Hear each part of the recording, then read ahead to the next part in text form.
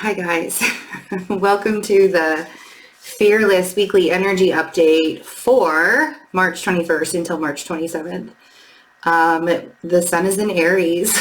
Like, this spring has really started off with a bang already. I'm laughing because I just got off of Twitter, which has totally sucked me in. Like all morning, everybody's just really like on their bullshit right now. Like everybody is really on it. And it's kind of amusing. It's more funny to me than anything else. But if you are not somebody that gets really amused by people just being ornery and obnoxious, I would 100% stay away from everybody today. Maybe for a couple of days even. So we're starting spring with a bang. It's going to be a very interesting week. We have Venus moving into Aries this week. We have Mars trining Saturn this week. We have Mercury squaring Mars this week. Lots of hard-headed moments that could definitely happen. So, and we have the Venus Cazimi next Saturday. So, getting into all of that here in a few minutes. If you guys haven't had a chance to get the Love Soul, this is the March Love Soul t-shirt. It's only available for March 2021. It's awesome because, like, I don't know if you can see it, but there are a whole bunch of like positive words all over her face. So it's really nice. This actually correlates with the Love Soul workshop that's actually I'm doing today later on this afternoon. I'm really, really excited for it. I'm pretty sure that I will be offering it again, so stay tuned for another offering for it. But yeah, just really learning how, I feel like this year, 2021, is really learning about how to fully embody love for yourself. I think that a lot of people are starting to recognize how they've allowed themselves to kind of be a slave to the system. So there's a lot of emphasis on self-care and self-love for this year after everything that we went through last year. So I do still have 20% off all of my astrology chart, natal chart services. Some people were mistaken. This doesn't include the tarot readings. This is just for all of the astrology chart readings. I do full astrology chart readings. I do solar returns. I do Akashic astrology readings. The Akashic astrology readings are really cool because we can look into the karma and past lives of who you know, what you brought into this lifetime and clear all of that out so you can feel like your energy can move forward. Like you can shift your energy in a positive way and move it forward. So that's a really cool reading to have done. And yeah, other stuff as well, other astrology readings as well. Just go to my website, fearlessintuition.net. Use the code ASTRO20 and you can get 20% off. That ends at midnight Central Standard Time tonight. So midnight on the 21st, that 20% off expires. So take advantage of that while you can. All right, let's get into day to day. So this is going to be an interesting week. A lot of emphasis on Venus.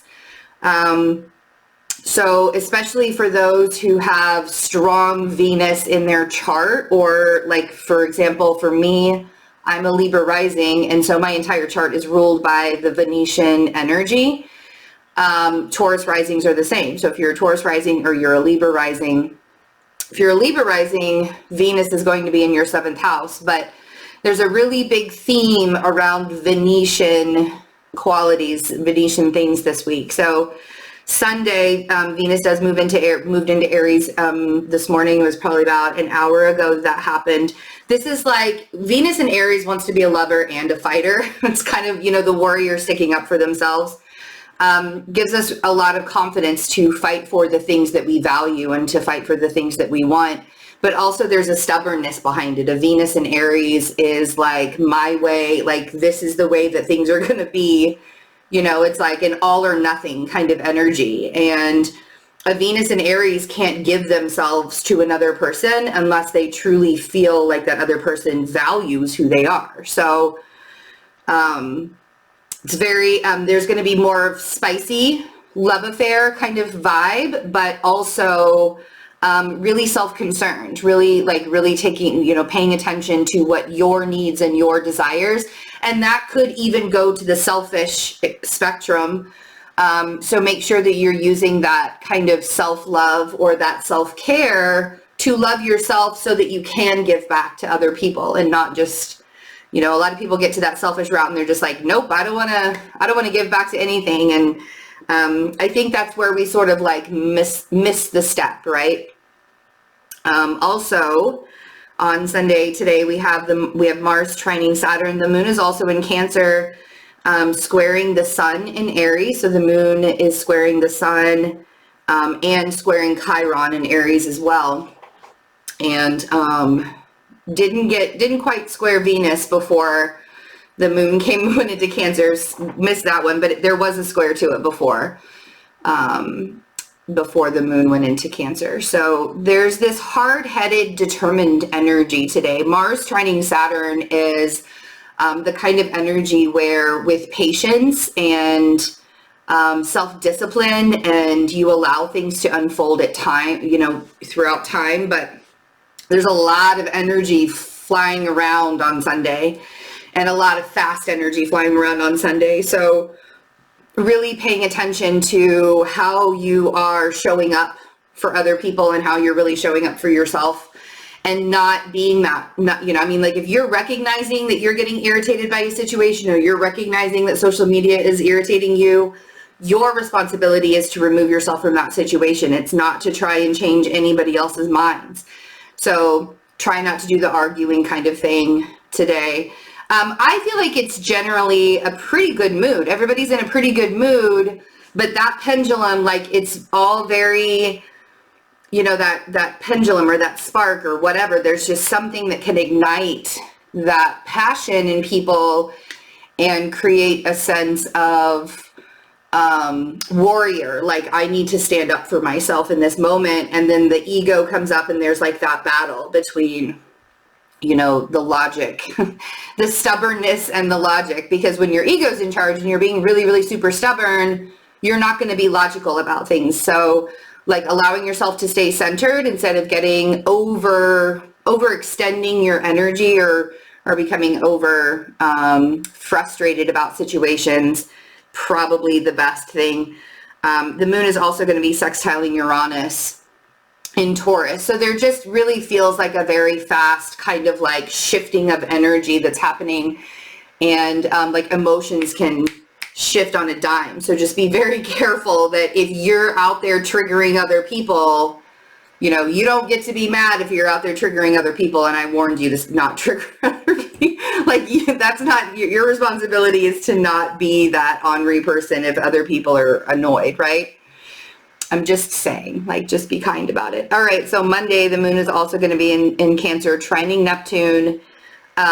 There's going to be this really super extra psychic creative imagination happening. There might still be a bit of, a lot of times when we have that moon in Cancer, there can, and it trining with Neptune, it can get very melancholy as well. So, pay attention to where your mood is on Monday, and, however you're waking yourself up. I usually days where the moon is in water signs, because I've talked with you guys about this before, but I don't have a lot of water in my chart. I do have Mars in Cancer, and that's the most prominent water that I have in my chart. So even the watery part is the fiery planet. So it's, so every time the moon is in a water sign or something like that, I always pay attention to how I'm waking up and making sure that my ego isn't the first thing that's in charge when I wake up in the morning. So if you start looking at moon cycles and paying attention to which moons affect you more than other moons, or where that moon might be in your chart, look to see where the Cancer moon is transiting in your own birth chart. I'm a Libra rising, so the Cancer moon transits in my 10th house. So I always get a little extra creative when it comes to doing work and stuff when there's a Cancer moon, but my ego can very much be involved, especially since we are in Aries season, because Aries squares with that Cancer energy. So there is a level of hard-headedness and stubbornness with all of that. So then we move into Tuesday, And the moon in Cancer is going to be opposing Pluto before it shifts into Leo later on that evening.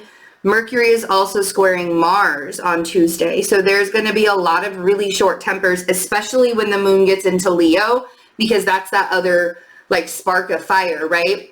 And coming out of that moon opposition to Pluto, the moon opposition to Pluto is kind of like that story, like the ending of a story that you've been telling yourself of things that need to change, and you just haven't allowed yourself to do it. So wherever that moon is transiting in your chart in Cancer, wherever Pluto is in Capricorn, it'll be just opposite wherever that moon is transiting your chart in Cancer. You can see where the ending of that story is going to be, and like how things have changed and how things have shifted. And maybe you can even see how it all developed and played out.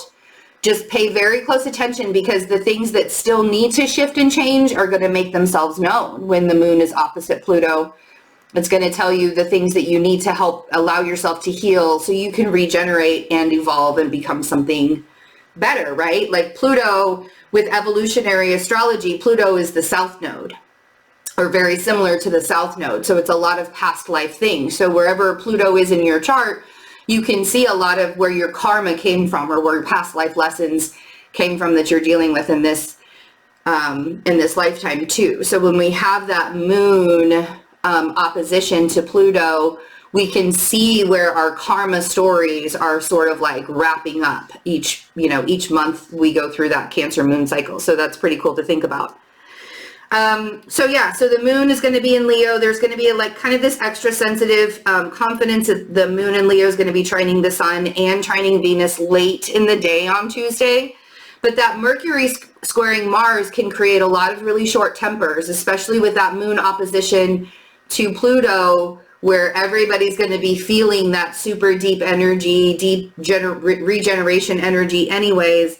That Mercury squaring Mars is short tempers, really fast driving. Please, please, please pay attention to how you're driving on Tuesday, because people are going to be out there wild, not paying attention. People who don't know astrology and don't understand what Mercury square Mars means are going to be out just flying all over the place and running at the mouth and all of those things. So Tuesday's definitely, and even moving into Wednesday a little bit, because Mercury squaring Mars is very sensitive.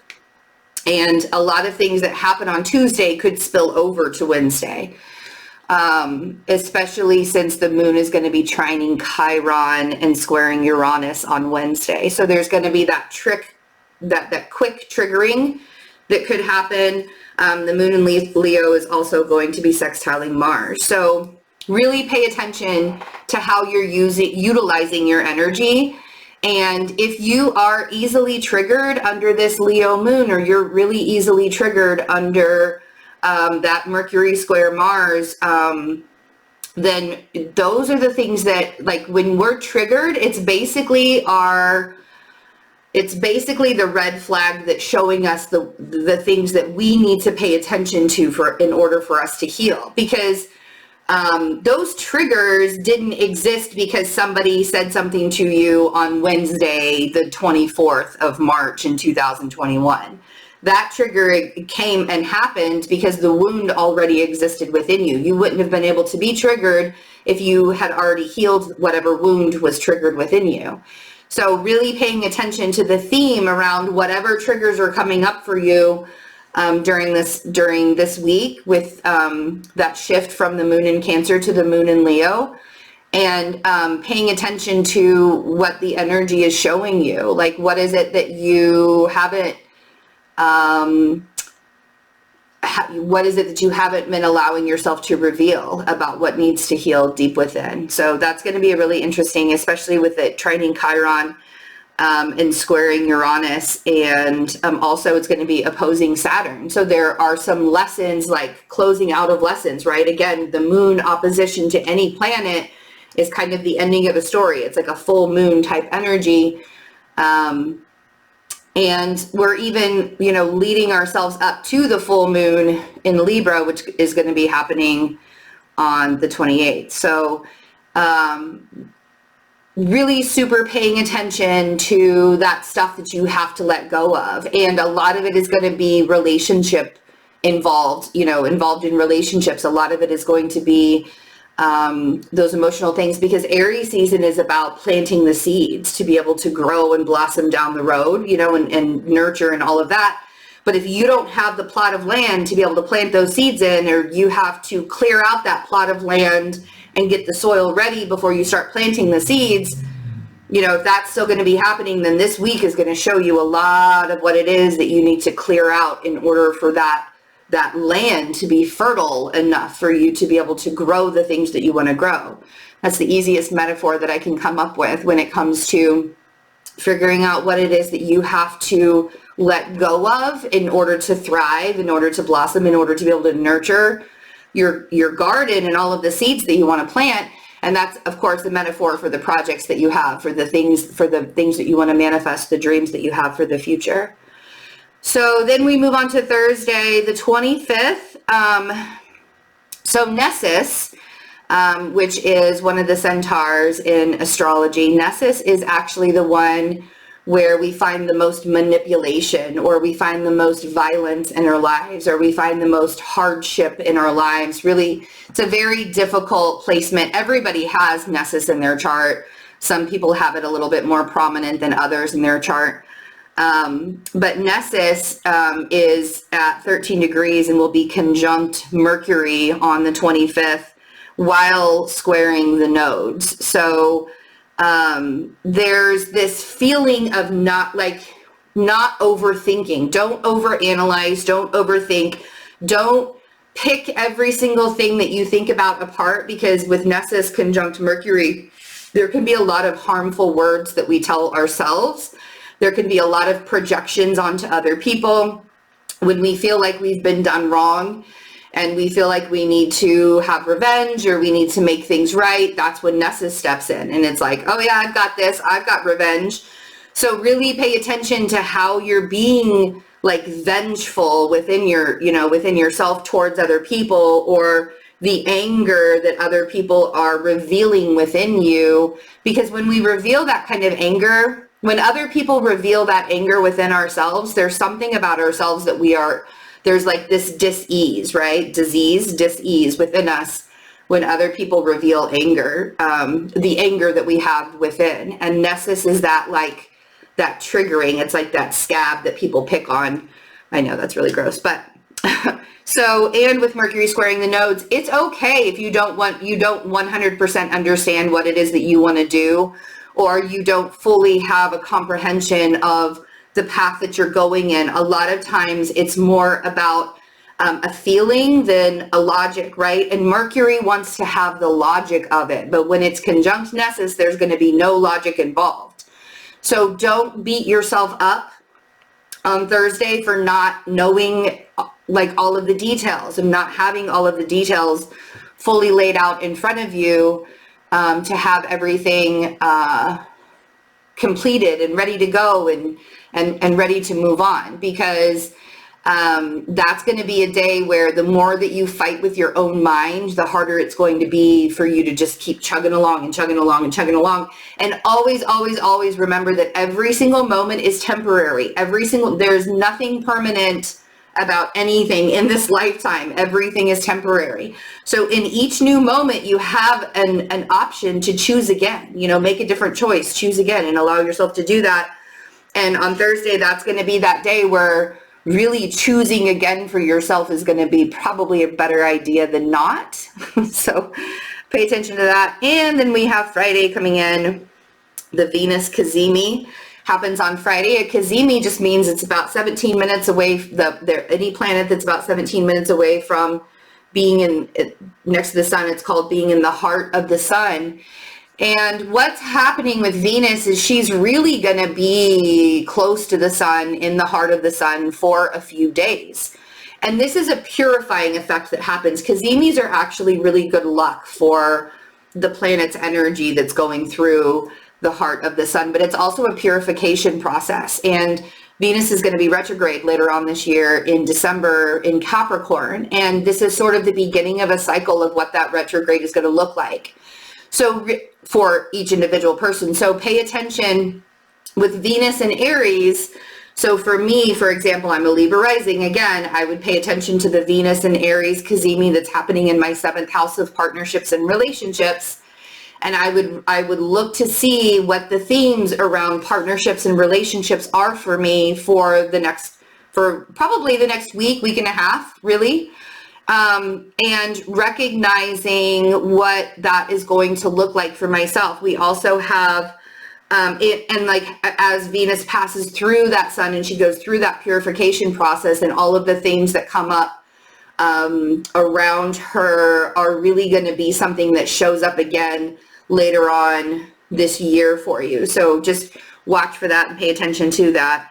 Mars is also going to be conjunct the North Node on Friday. And we've talked about how Mars getting closer to the North Node is going to spark the themes for the lunar eclipses that we're going to have this summer and then later on this year. So we'll have lunar and solar, or the eclipses, not just the lunar eclipse, but all the eclipses. So we'll have a lunar and solar eclipse in Gemini and Sagittarius in the summer, and then a lunar and solar eclipse in Sagittarius and Gemini this winter. And so this Mars is that activation point. There's like something that's activating within your life, something that's activating with your purpose. Remember, the North Node is about the purpose. The South Node is about our past lives. So not going back into, old lifetimes, old patterns, old belief systems, and allowing ourselves to see how we're catapulting forward and how we're pushing forward. So pay attention to what the Venus Cazimi and this Mars conjunct North Node, what those themes are coming up for you. Mars is in Gemini right now. So wherever Gemini is showing up in your chart, that's where the themes of the eclipses are going to be this year. Gemini and Sagittarius, by the way. The moon is going to be in Virgo on Friday. So the moon is going to be in Virgo, trining Uranus and squaring Mars on Friday. So that's kind of a my way or the highway sort of energy. But I feel like a lot of people are just going to be sort of wrapped up in the vibration of what this Venus Cazimi is going to be, and they're not going to be really paying attention. Because the moon in Virgo wants you to look at the details of everything. So you may not have a choice but to look at the details and see how things need to change. And allowing yourself to see how to be of service to yourself and how to change the things in your life that you need to change. And then on Sunday, we'll have Nessus.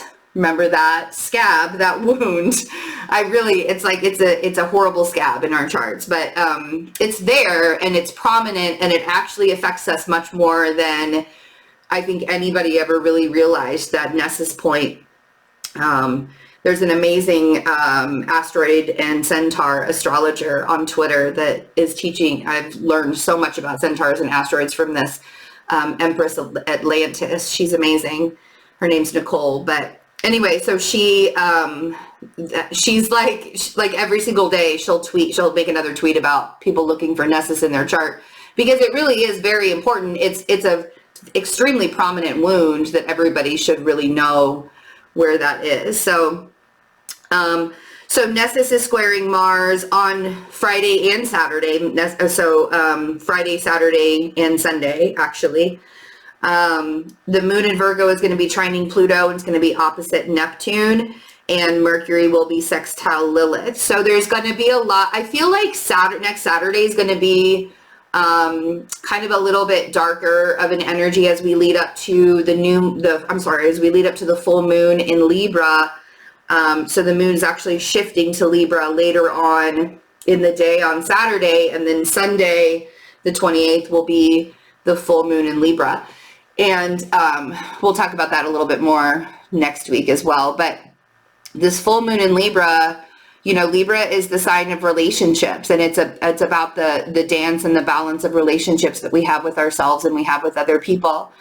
And a full moon in Libra time frame, so it's almost like on brand that the day before there's going to be this day where we really have to look at the depths of who we are and find out what it is. And with Nessus squaring Mars, there can be like anger that comes up. So whatever the energy that's coming up on the stuff that you really need to release when it comes to how you are relating to other people and how people relate to you under this Libra full moon next weekend.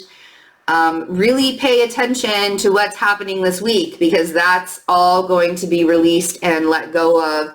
Hopefully, fingers crossed, if you allow it, you can release and let go of it with this Libra full moon next Sunday. All right, you guys, I hope you have a really wonderful week.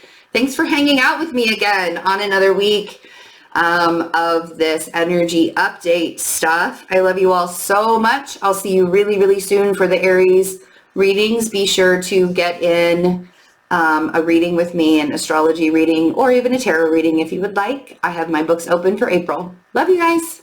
Bye.